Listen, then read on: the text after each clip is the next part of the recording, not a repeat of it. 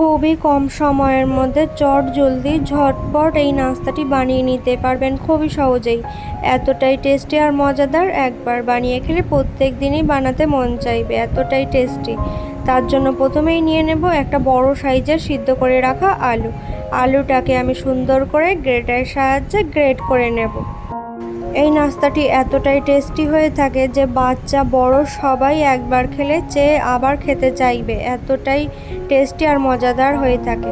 তো আমি আলুটাকে খুব সুন্দর করে গ্রেট করে নিলাম, যাতে কোনো টুকরো না থাকে, তার জন্য হাত দিয়ে আরও একবার ম্যাশ করে নিলাম।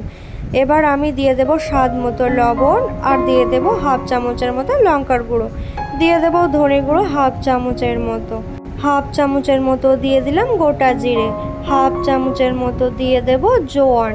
আপনারা জোয়ান যারা পছন্দ করেন না তারা এটা না দিতেও পারেন। এক চামচের মতো সাদা তিল আর কিছুটা পরিমাণ ধনেপাতা কুচি দিয়ে আমি এর মধ্যে দিয়ে দিলাম 1 কাপ পরিমাণ ময়দা, দিয়ে দেব 1 চামচের মতো সাদা তেল। আমি এখানে ময়দা ব্যবহার করলাম, আপনারা চাইলে এটা আটা দিয়েও এই সুন্দর নাস্তাটি বানিয়ে নিতে পারবেন।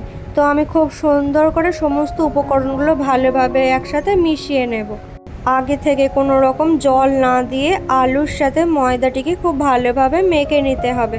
আগে থেকে জল দিলে কিন্তু ডোটা অনেকটাই নরম হয়ে যেতে পারে, তাই ভালোভাবে সমস্ত উপকরণগুলো ভালোভাবে মেখে নিতে হবে।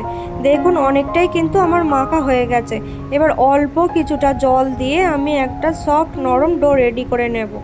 একেবারে বেশি জল দিতে যাবেন না, না হলে কিন্তু ডোটা অনেকটাই নরম হয়ে যেতে পারে। তাই অল্প অল্প জল দিয়ে আমি একটা নরম সফট ডো রেডি করে নিয়েছি। ডোটাকে ভালোভাবে মেখে নিয়ে ছোট ছোট করে লেচি কেটে নেব। যেভাবে আমরা রুটি করার জন্য যেভাবে লেচি কেটে নিই সেইভাবেই আমি এখানে লেচিগুলো কেটে নিয়েছি।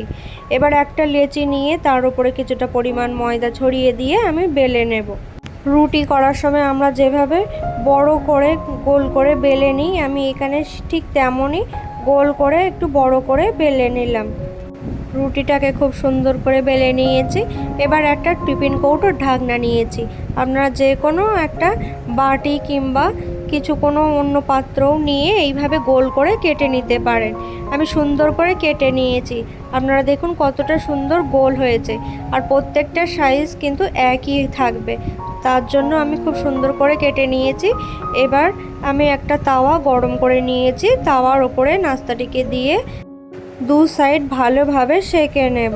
তারপরে 1 চামচ তেল দিয়ে দু সাইড খুব সুন্দর করে গোল্ডেন কালার করে ভেজে নিয়ে তুলে নেব।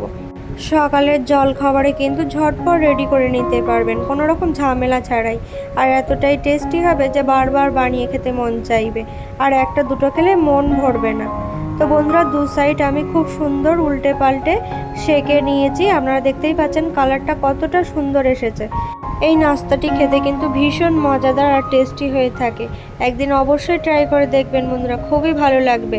দেখুন বন্ধুরা কতটা সুন্দর কালার হয়ে এসেছে, আর কতটা সুন্দর দেখতেও কত সুন্দর লাগছে। তো ঝটপট কোনো ঝামেলা ছাড়াই তৈরি করে নিন এই সুন্দর নাস্তাটি। এটা বাচ্চাদের টিফিনে কিংবা অফিসেও ঝটপট রেডি করে নিতে পারবেন কোনো রকম ঝামেলা ছাড়াই। এগুলো খুবই টেস্টি আর মজাদার হয়ে থাকে। এই সহজ টেস্টি মজাদার নাস্তাটি আপনাদের কেমন লাগলো অবশ্যই কমেন্ট করে জানাবেন। ভালো লাগলে লাইক শেয়ার করতে ভুলবেন না, আর অবশ্যই আমার চ্যানেলটিকে সাবস্ক্রাইব করে রাখার অনুরোধ রইল। ধন্যবাদ বন্ধুরা।